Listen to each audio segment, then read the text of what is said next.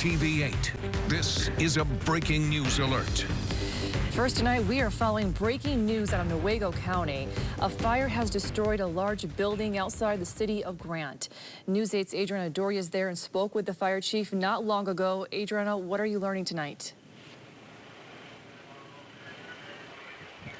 Amber, yeah, you saw from that viewer video, this was a massive fire that basically was going on for a few hours here.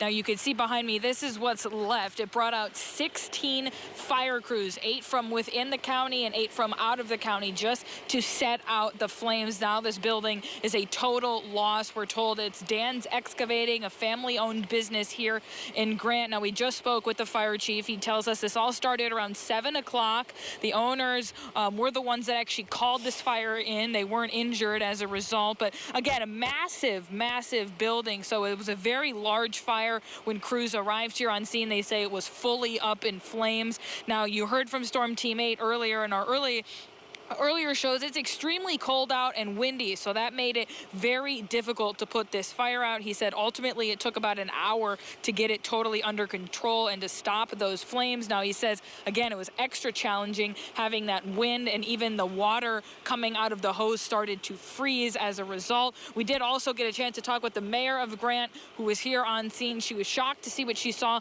but overall was grateful for such an abundant response from the different surrounding fire departments. Take a listen.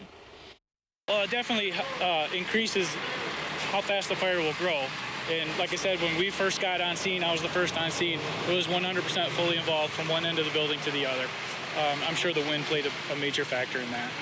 We're very blessed around here to have a community that comes together, so I think things will be okay.